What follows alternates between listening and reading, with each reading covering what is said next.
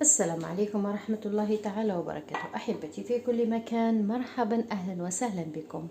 اليوم جيتكم بوصفة بسبوسة أو مشوشة تاع زمان، مشوشة تقليدية بلا شابليغ أو بالخبز البقسماط. هنا يقولوا له البقسماط، طبعا صافي، ما فيه لا ثوم ولا يعني ما فيش البهارات، بقسماط سادة. هذه في المشرق العربي يسموه بقسماط، احنا في الجزائر نسموه لا شابليغ هكذا، او خبز مطحون. نحتاجوا هذه الكميه اللي راح نديروا بها البسبوسه تاعنا او المشوشه. نحتاجوا انا هذا الكاس اللي راح نعبر به، راح نديروا ربع تاعو زيت، ربع سكر، ونحتاجوا القليل فقط من الملح. نحتاج 4 بيضات، انا المول تاعي يرفد 4 بيضات، وعصره من شوي ليمون، يعني عصرة ليمون، إضافة إلى الفانيلا. راح نحتاجوا هذا المكونات باش نديروا المشوشة تاعنا. لكن قبل المشوشة لازم نجهزوا السيرو أو الشيرة اللي راح تجي فيها، اللي تتسقى بها البسبوسة والمشوشة تاعنا. راح نحتاج مقدار كأس من السكر هكذا، نعبر كأس كامل من السكر. راح نضيف عليه مقدار كأسين من الماء العادي. بسم الله. الكأس الأول والكأس الثاني، الكأس الثاني من السكر.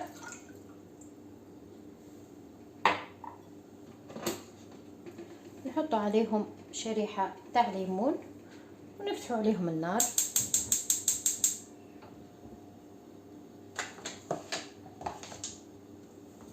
نخلطوا السكر باش ما يتلصقش في القاع تاع الطنجرة تاعنا او الحلة او الطاوة هكذا.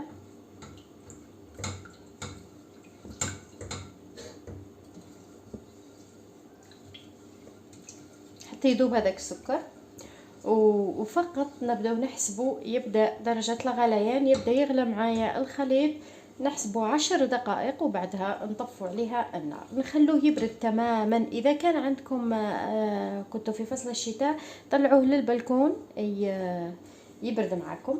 اذا كان في الصيف حطوه في الثلاجة يبرد لكم. لازم يكون بارد تماما، الشيرة تكون باردة تماما باش نحطوها نسقوا بها المشوشة تاعنا او البسبوسة تكون سخونة. يعني اذا واحدة فيهم لازم تكون باردة، ومن الافضل انه يكون السر يكون بارد او الشيرة. خلاص خلطنا السكر، فقط نحسبوا درجة الغليان ونبداو نحسبوا 10 دقائق وبعدها نطفوا عليها النار. اذا نمروا الى المرحلة الاخرى اللي هي بسم الله. نبداو على بركة الله نخلطوا البيض تاعنا مع غرصة من الملح هكذا.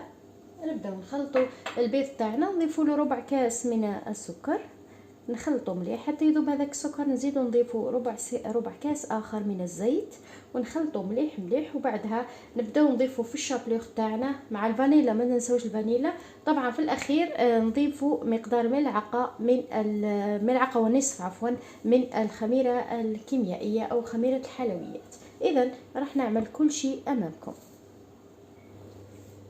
إذا على بركة الله راح نبداو. حطينا القليل من الملح على 4 بيضات كاملة، نضيفوا لهم ربع كأس من السكر ونبداو بسم الله نخلطوا حتى يذوب معنا السكر.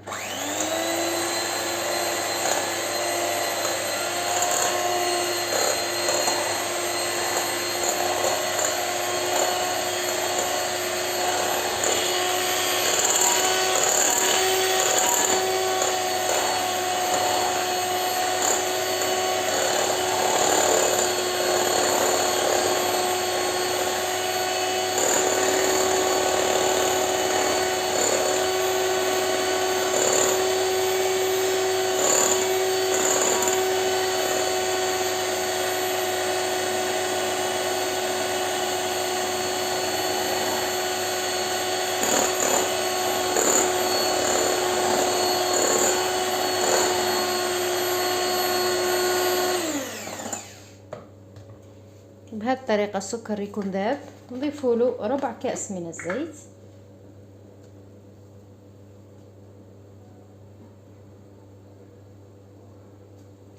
ربع كأس من الزيت. بسم الله.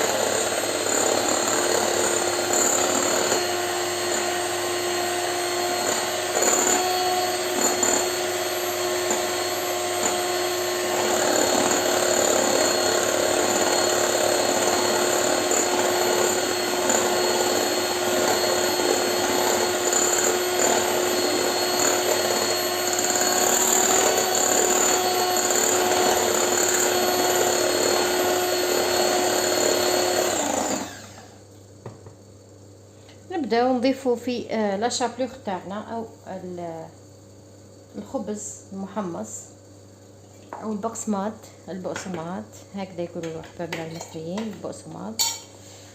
مقدار ملعقه هكذا ممتلئه شويه تاع خميره الحلويات او البيكنج باودر. ونواصل الخلط هكذا باش ما تطيرش معانا. بسم الله.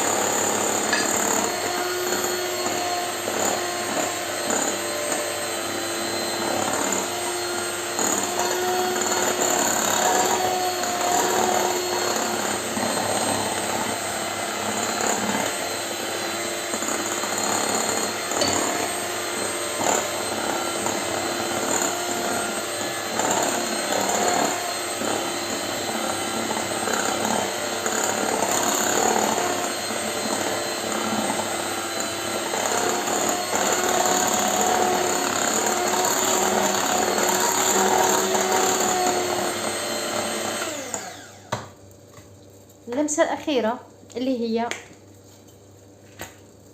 الفانيلا. الفانيلا آخر مكون نزيدوه للخليط تاعنا. وهكذا البسبوسة جاهزة.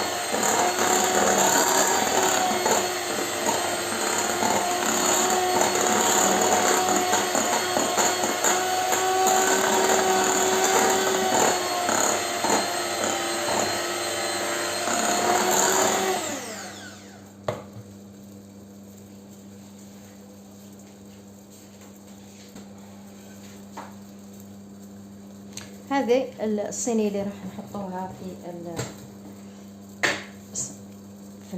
نحطو فيها البسبوسة، نحطو فيها القليل من الزيت، نمشو الزيت على كل المساحة نتاع الصينية.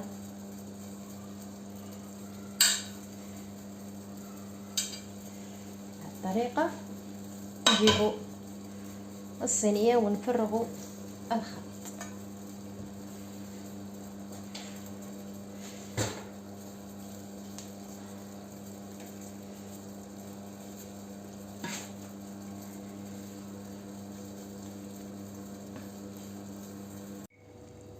مثل ما راكم تشوفوا نزلنا الخليط اللي عملناه مع بعض في صينية الفرن، والتزيين يبقى اختياري. انا ارتأيت اني نحط معاه سمسم او جلجلان. ماهوش محمص. لماذا؟ باش كي نفتحوا النار من فوق يعني يزيد يحمر معاها، ما ينحرقش، يعني ما لازمش يكون محمص. انا ارتئيت اني نحط الجلجلان. طبعا انتم لكم الخيار، تحبوا تحطوا اي نوع من انواع المكسرات عندكم من فوق او داخل اللافاغس، حتى هذا يعني لا باس به. انا راح نديرها هكذا على طريقه تقليديه، اللي هو جلجلان مثل ما راكم تشوفوا. جلجلان نحطه على الراس وندخلها للفرن على 190 درجة مئوية. تطيب من تحت، نزيدو نشعلو عليها الشواية من فوق تحمر، من فوق نزيدو نشعلو عليها من فوق تحمر، وبعدها نطلعوها ونزينوها بالعسل. مثل ما قلت لكم العسل انا خلاص يعني طفيت عليه. الحين نحطه في البلكون حتى يبرد تماما معايا، باش كي نطلع الصينيه من الفرن نسقي بها الخليط تاعنا او المشوشه نتاعنا. مثل ما راكم تشوفوا انا خلاص طفيت عليه.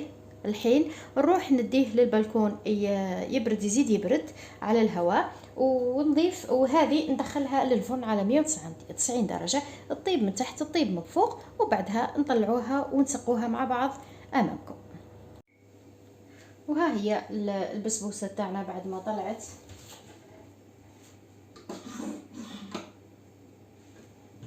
بعد ما طلعناها من الفرن سخونه، جبت الشربات تاعي انا بعد ما بردت تماما. بسم الله، نبداو نسقو. اسمعوا الفشفشه، نسقوها بهذا الخليط اللي عندنا تاع الشربات. راهي تشرب، سقوا شويه وخلوها تشرب، نزيدو نسقوا للمره الثانيه، نخلوها تزيد تشرب، وبعدها تبرد ونقطعوها ان شاء الله.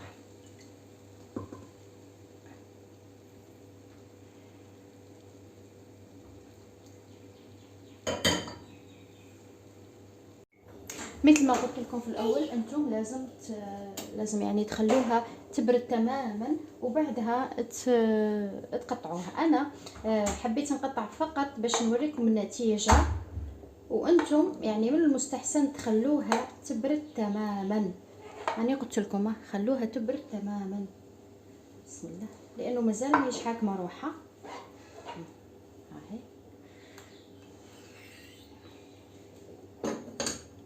شوفوا القوام تاعها، ما تجيش خشينه كثير وتجي زبده. شوفوا كيفاش جايه، لازم هي كل ما طولت كل ما تشرب مليح. شوفوا لي كيفاش جات، رائعه. ولكن خلوها تبرد تماما. هذه مازالها سخونه، مازالها تفور. شوفوا كيفاش طابت من تحت، رائعه.